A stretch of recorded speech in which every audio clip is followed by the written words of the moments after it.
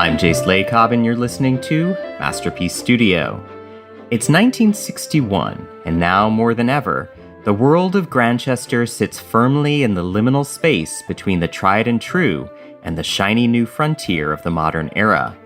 This clash of old and new, routine and revolution, forces a re-examination of some of society's touchstones: religion, entertainment, domestic life, and the workplace. But with new opportunities arise some not-so-new obstacles. The modern woman finds herself at the dawn of a new era. She can now enter the world of work. But how does she know she is ready to put herself to good use? She would do well to ask herself these questions. Do you greet the men you work for with a winning yet chaste smile? Do you put the needs of others before your own? Do you complete tasks without expectation of praise? Episode 5 focuses on the female characters of Grantchester moving through this male-dominated world. Often invisible, working away quietly behind the scenes, keeping everything going with little recognition, these women are society's silent heroes. And this episode, which brilliantly focuses on the inner worlds of Esme, Kathy, Sylvia, and Miss Scott, began with a script that Kathy Keating herself, Casey Ainsworth, presented to lead writer and executive producer Daisy Coulomb. Here's Coulomb describing how it came about. She kind of came to us and went, so I've written a script, like just completely out of the blue. And I think her and Tessa, who plays Mrs. C, Tessa had been quite instrumental in sort of bolstering her and going, come on, let's do this. Her script sort of started with Will leaving town on his bike. And then it was a full female episode. And we were like, this is awesome. We've got to do this. So we kind of wrote together on this script, and we wanted to do that sort of examination of the politics of the time through the women. And that was all Casey's idea. As the script for this episode developed, some elements changed out of necessity, such as Will leaving town on his bike, as Tom Brittney had left the show at this point. But the heart of Casey's original female-centric pitch remained. However, Casey's not the only Grantchester cast member whose influence is felt behind the camera, as Al Weaver, who plays Leonard Finch, directed this episode and infused it with a horror-tinged eye.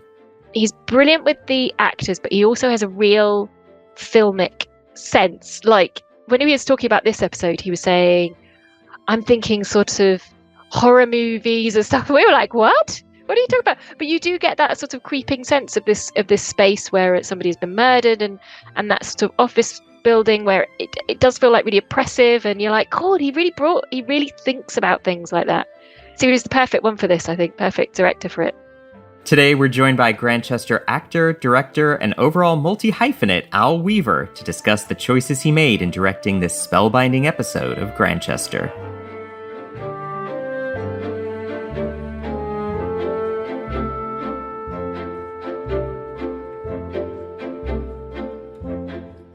This week, we are joined by Grantchester star and director Al Weaver. Welcome. Hello, thank you. I want to turn back to Series 8, and specifically Episode 3, which you masterfully directed in your first directing gig. How did that opportunity come about? I'd wanted to do it for ages, but I kind of suffered with mega sort of low confidence anxiety. So it took me a while to sort of prep for it. But once COVID happened, I had a bit of time to sort of kind of reflect and kind of go, what do I really want to be doing going forward, as well as acting? And this was it. And then me and Tom were both going to do it, but I bottled it. And Tom went and directed one in season 7. And then I just thought, I can't do this again. I've got to, put my foot forward and do this, otherwise I'll regret it. And so I asked Emma and the producers, and they kind of agreed. I've been on the show, I know the show. And, you've got a great support team who were there. And one thing that Grantchester has always done is that it's always give opportunity to people, whether that's hiring up from inside, whether that's someone who's sort of making tea and then sort of getting a chance in production or whatever. We've always kind of prided ourselves on promoting from within if we can, and sort of taking chances on people from the outside as well. And so it's no different really. And they give me an episode, and I didn't, I came in on time and in budget, and it was all right. I mean, you mentioned Tom. You are following in the footsteps of other ITV drama actor directors like Tom Brittney and Endeavor's Sean Evans. What sort of advice or encouragement did Tom offer you at the time, having done that first episode in series 7 when you, quote, bottled it, you said? The actors were great, although I would, constantly deny Tom every time he would give me a note. I would just say denied, and he was like, ugh. But yeah, they were all really good. And on my first day, so my first shot, it was the first day of the whole shoot. The day before, the Sunday before, I had such a panic attack about about the Monday, about like, oh my God, it's actually happening. I can't believe this. That I was so exhausted by Monday morning because I'd wound myself into a state that I was so chilled because I just think I got it all out. And then I remember we were shooting with Tom and Robson, and they had to find the dead body in the sort of the janitor's body. And I just said, guys, so what I'd like is would you mind if you and Tom just went, oh, stop trying to like act as directors, just tell us where you want us to stand. I was like, okay, cool, great, okay, I'd like you here. I was just trying to like follow you around and be like, if you don't mind, I mean, as long as it comes from a real place. And they were just like, no, you don't need to do that with us. Just tell us where to stand. Like, we've been here a while. So that was good. And Rob Evans was massively helpful for me. I would call him, be like, is this a normal thing? Or like in the edit or like things like that. Like anything I wanted, Rob was, you couldn't ask for a better mentor. Like he was incredible. So, big thanks to him. I believe that every television program has a hidden language. So as an actor on Grantchester, you're fluent in that language, which is as much about style and mood and tone as it is about the visual look of the show. Did your experience with Grantchester, your fluency in that hidden language, did that inherently prep you to direct it, or was it still a leap of faith? It was a leap of faith. I mean, I know the show, I know the tone, I know where we can take it, comedic wise, serious wise, emotional wise. In terms of the look is the cameras are set and the lenses are set, but within that sort of sandbox, I take each episode as see if I can swing it into a certain genre type.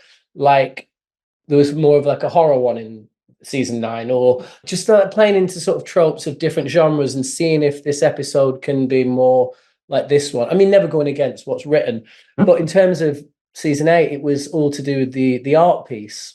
And so in terms of, I just wanted these big sort of these lovely wide shots that we could play around with that kind of look like a landscape or a portrait or something quite arty within that world. So that kind of led to the way that was shot, really.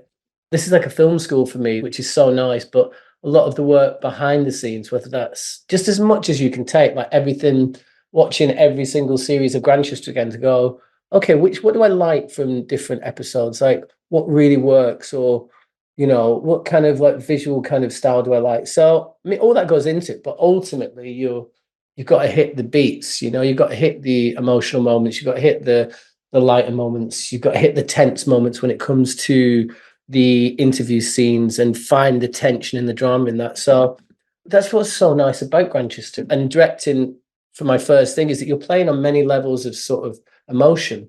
You've really got to lean into those levity moments and brevity moments. And then from there, you've got to link it all together and make a piece out of it. And so it's really good fun. And it's a really like huge learning curve. I love levity and brevity. That's great. Being on both sides of the camera gives you often an insight into what the actors are experiencing and feeling in a way that directors who don't have that background aren't always fully aware of. I mean, as a director, which do you find more compelling? Is it shot composition, or is it directing the actor's performance? Which gives you the greater pleasure, the greater joy? I think when they both work together, that's the dream. I knew I had for free 20 years experience of being an actor, working with actors. A lot of directors will plan a scene because they want a shot to work. And that's the biggest mistake you can make, because if you are composing a shot and forcing the actors to do something that doesn't suit their intentions or their aim in the scene, you're going to get pushback. And I've been there and I've seen it. And it's happened in Grantchester as well, certain times. And we're all experienced enough to go, it doesn't make sense. If you really want me to get there, I'll get there. But this makes no sense. When I go through a script, I can go through every character's intentions and go, it makes sense if Geordie comes in this way and he's after he's looking for this thing. So he would go over there, and then Tom would stop him. Maybe he would stay around here because he's taken in this kind of evidence or whatever. So when I can pitch that I'm coming from an actor's point of view, that saves a lot of time on set.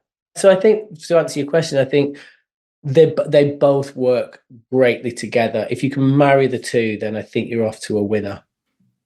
So you directed this beautiful episode in Series 8. What sort of discussions did you have with Daisy and Emma about directing a block of episodes for Series 9? Because to me, this is such an ambitious approach to direct 2 back-to-back episodes of television while also acting in them, having just directed your first episode of television a year prior. They said, would you want to direct again? I went, I 100% want to direct again. And I'd like to do 2 eps if that's possible. So it's like, because the first one is, we've given you, it's like a charity gig. Do you know what I mean? No, in the industry, it's not really taken serious. It's like, oh, we directed an episode. Like every actor who's in the show for wants to direct an episode if they have an ego on them or whatever it is. I mean, to start off, they write Leonard less. So in the episodes I direct, I'm in it less. Although I said to them, like, I'm fine with being in it as much as possible. Like, it's not going to affect, but it is a lot easier if I'm not in it. And then most of my stuff is kind of the vicarage or at the halfway house. So those locations as kind of like one at the beginning of the shoot and then for 3 days at the end. So it's quiet. So then in the middle of it, I can just kind of focus on directing, which is helpful. So they're really helpful with the schedule and really helpful with sort of my needs or whatever. But yeah, I think for them to give me a block was a real sort of thumbs up for what they thought of my Act 3 in season 8. So it was, I mean, it's not lost on me sort of how privileged sort of I am. But yeah, I mean, sort of 10 years in the making, really. So I'm really grateful for the opportunity, and I'm kind of grasping at it with, both hands and sort of running with it. Despite having just hung up his dog collar, Tom came back as second unit director. What is Tom like as a collaborator, not just on the acting side, but as a director? How did he help to support you? Or if not, how did he help to maybe undercut you?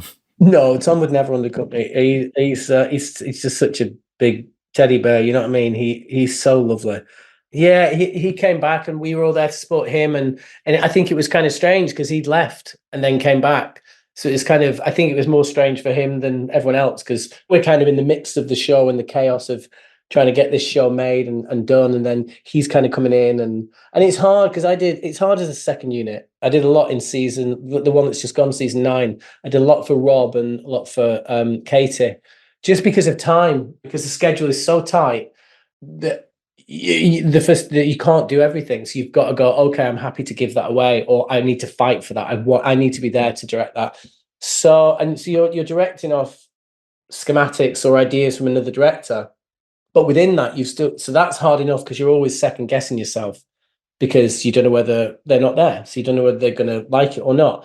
And within that, you've kind of got to use your own intuition and your own abilities to go, actually, what they've done is not working. I'm going to have to go off piste. I'm going to have to try this out. And that happened a few times as well, in my case and Tom's case. And yeah, we're all there. Robson is he's got such an eye for the camera anyway. So we'll all jump on and I'll go, what if you tried this? Or Robson was there, what if we tried this? And so we all kind of jump in and everyone's there to kind of help each other, which is really, really nice. It's not often the case. I've never experienced it before anyway.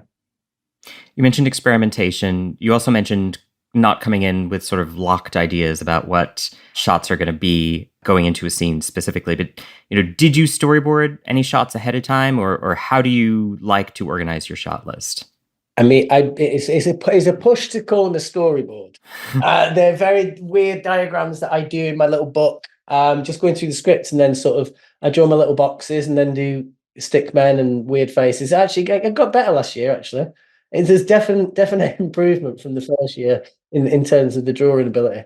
So yeah, I do like to do storyboards. And you go, well, I need 5 shots. What are my 5 shots?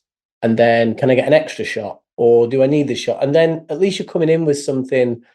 If all goes, if something happens, God forbid, you've got a plan. And it's good for the DOP. So Mark Waters was the DOP on season 9. But I've known him for years, so that was nice. But he likes getting on set at like 7:30 and walking through for half an hour before we start So that was always nice. We'd meet up and I'd say, this is my plan for the day. And he'd be like, oh God, what is it this time? We're doing some like weird like thing. Because I'm like, okay, Zemeckis would do this. This is my Spielberg shot. Or there's like, they find a body in the stairwell down in the Marwoods. I'm like, this is my Fincher shot. You get, but it's all with a wry smile. But at the same time, it's not, because I'm like, God, this is like a Fincher shot. But I quite enjoy the process of doing it, but just because it's you're kind of embedding the scene in your head. I'm going through the dialogue and texting the producer saying, this doesn't quite work. Is there any way we can do this? Or, can we cut this part of the scene? I don't think we need it. Or I think I probably overstepped my boundaries a bit too much, to be honest, but they indulged me. Before this next question, a brief word from our sponsors.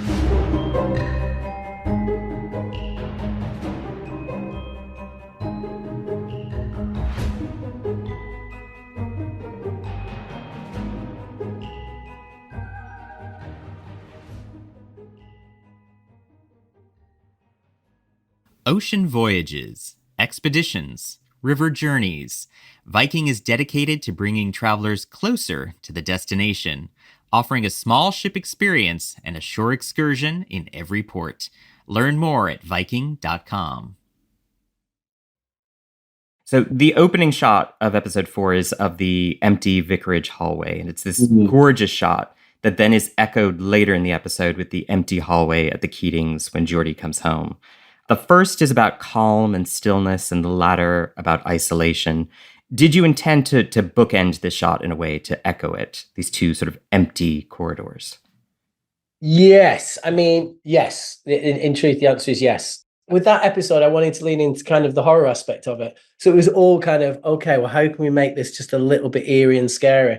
And in terms of the bookend, they always say, with every episode, the opening shot should be the opposite of the end shot of the piece, so that we see the arc complete, or we see the opposite of what was at the start. With television, you try and do that with an opening image and an end image. Sometimes it's not always possible, but it is definitely in the back of your mind to sort of beat those kind of things and kind of echo images which you think might be a throwback or something that you go, oh, they started that there and then kind of went along with it and then they finished it there. So yeah, so it was on purpose. And I love the way it looks. It's some lovely little low angle shots and things which I really like, which are really hard to get actually, because the slider only goes down certain amounts. Mark, the DOP, I would come in, I'd be like, what about this? He's like, where are you getting all this stuff from? I'm like, YouTube.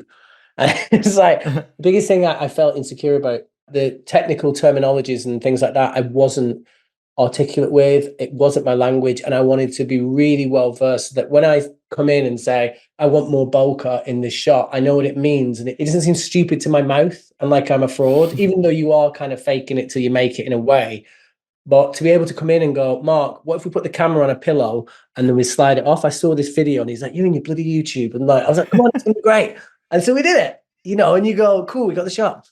But in terms of those images, the isolation and his fear all sort of bleed into them two episodes and his journey to sort of the end of this season, which I can't give spoilers about. No spoilers. But I mean, I have to say, I love what you're saying, because you do take a lot of chances with your shot compositions in these two episodes. I mean, I love how you place the camera on the Keating household dining room table, and it allows us as a viewer to see through both doorways at once as Kath and Geordie enter to deal with Esme. You shoot from the top of the stairs looking down at one point. You frame Cara Horgan's Leah in the mirror, or you shoot Kath and Geordie from outside the kitchen window and Esme's going. I mean, a lot of times it feels like we are intruders here, witnessing these sort of domestic scenes. And it's really quite invigorating to have that vantage point. I mean, how did you come up with those shot compositions? And are you looking to play specifically with space or unexpected vantage points? I love that you said that. Yeah, I'm so proud of those three. The mirror shot is always hard. Mark, I said every scene we do, I'm like, Mark, I want this mirror. We never have time for it. And he was like, I'm going to get your mirror shot. We're doing it first. Everyone set up for the mirror shot. We're doing it first. I'm getting Ali's mirror shot. And this is like, this is like 3 weeks in. So I'm really glad we got that. And yeah, outside the window, that was, yeah, you're kind of looking in, you're on the outside, and it's kind of the feeling that Kathy feels, that she's alone. But I love that sort of voyeuristic kind of feeling that you can have with TV sometimes when you feel like you're part of it on the outside and you're just watching something happen and they're really not aware that the camera's there. Yeah, and again, like with the kitchen scene, I love that shot. I don't know. At the start, you got the argument, and then you're playing with depth of field, and you're playing with the front door and the front room and the kitchen, and then we've got 3 close-ups, and then you've got a close-up and then a 2-shot. And I just thought it was really good, and Mark was well up for it. And and I was really proud of that.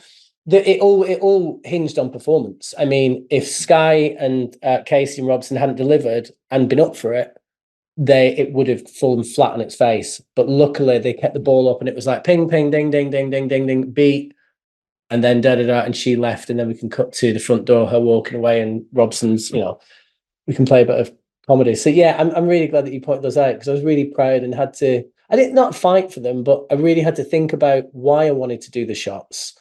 And then it's up to me because I'm very new, I've got to double down on my reasons for everything, because even though the crew are 100% supportive, it just helps if I can have a good explanation for why I want to do it, because otherwise it would just be a composition without any purpose, and that would be just irrelevant. And you kind of go, oh, it's got no soul. But this way, it kind of, I felt it had a feeling to it about this chaotic family and what was happening. You handled the domestics so well, but you also really deftly capture the opulence of the Marwoods. I mean, there's that shot of the dinner party from outside the dining room doors. It's almost sort of tableau-like, with the viewer outside looking in.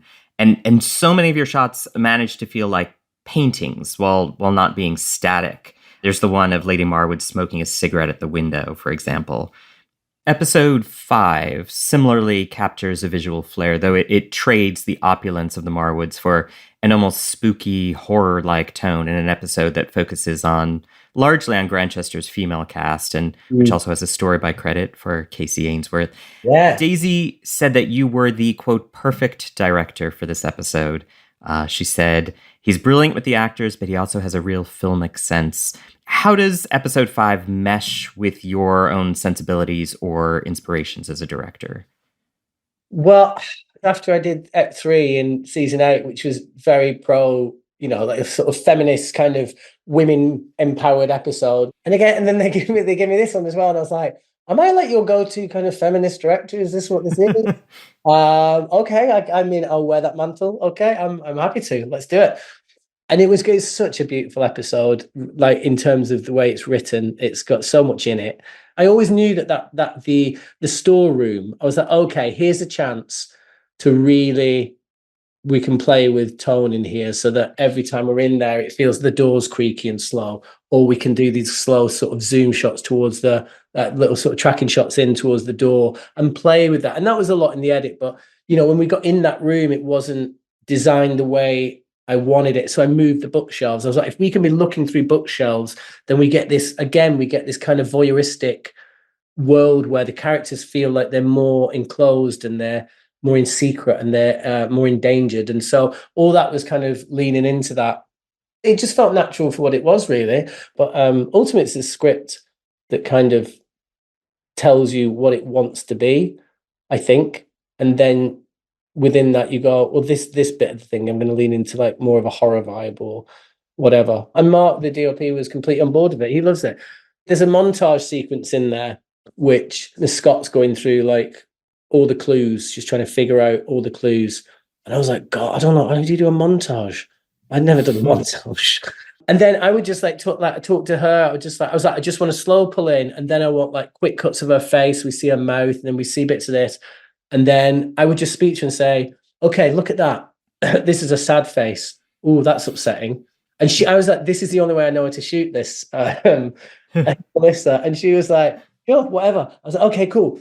So we shot her, and I would go, okay, this is like curious face. Ooh, what's that? And she would, and so we did that for about 2 minutes, and then film bits of like thing. And then I give it to James, my editor, and I had a piece of music that I really liked for that bit. And then he just did all this kind of vignette on it, and this weird kind of 60s sort of fading in a thing and having two shots on the screen at the same time. And that was all him. And I didn't touch it. Like, he sent that back and I was like, James, that is incredible.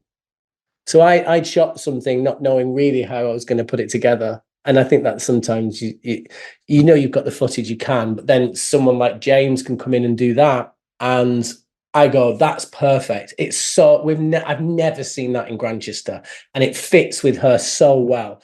I mean, this is an episode that's overflowing with incredible scenes. I love Esme switching off the lights in the storeroom, the scene of Esme and Miss Scott at the pub together.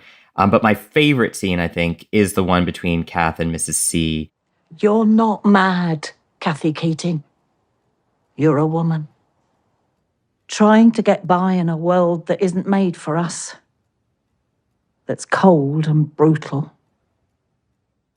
What does it mean to you that you get to direct Casey and Tessa in a scene like this? Was there an additional layer or added responsibility here, a weightiness to it? You know, it's such a good question. And I think in truth is that Casey wrote that scene. And I'm sure her and Daisy worked on it. But in the original sort of episode Casey is sent with this idea in mind, this was one of the scenes. This is her talking about her own children. And so I just had to put the camera and let them act. I didn't want to be fussy about it.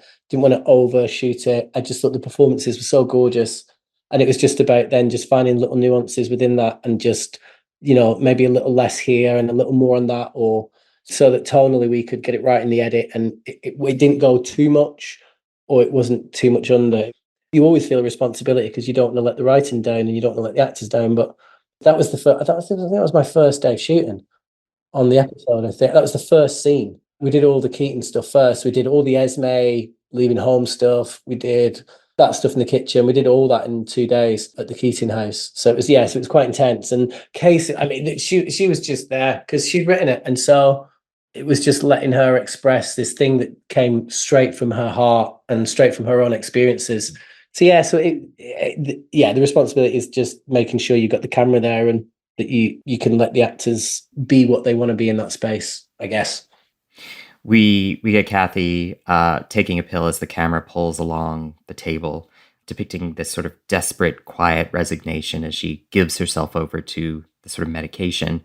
And that is contrasted quite elegantly with Jennifer Scott and Esme outside the pub with their toast.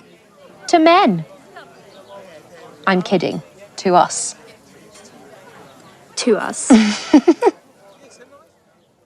Is this the more optimistic ending, focusing on the future for these two professional women rather than on Kathy's anguish? Yeah, again, it's a tricky balance. There was a quote from a director I heard, which is really nice. You've got to love it enough that you do the best you can do, but then you can't love it too much because ultimately it's not like an indie movie that's yours. You've got to let things go. And so certain decisions we do as a massive collective, and the end of that was such a tricky thing because if you end on Kathy, then the episode's a real downer, but it's so kind of hard hitting, which you can fight for. And I was torn, and so Emma and Daisy were brilliant, and they just came in and we all kind of watched it various ways. So you're just kind of swapping them around and seeing which one works the best. And I think ending on the hopeful is quite nice because you've underpinned it with that scene before, and then it's about the future, you know, for a different generation. So it's kind of talking about two generations. So it's just kind of balancing. There's a lot of balancing. I mean, that's what I've noticed more than anything in terms of the edit and things is what is this episode? What are the themes? What is it? What's the heartbeat of it? And what are the audience going to take away? And how does that bleed into the next episode? And when can we have an audience feel like they've watched an episode of Grantchester and they feel like bereft and like they've had their, you know, heart pulled out?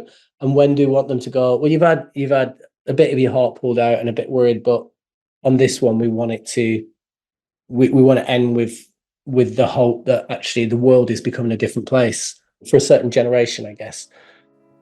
So your motto as a director, always on time, always on budget, and always cinematic. I would add, Al Weaver, always brilliant. Yeah, thank you so very much. Thank you. Next time, a string of crimes leads to a flurry of suspicions and an unexpected showdown. I want everything we've got on him, every parking ticket, every dodgy tax return. No stone unturned. In 3 weeks, Rishi and Daisy are back to wrap up this season of Grantchester and take a sneak peek at what might be in store for the next.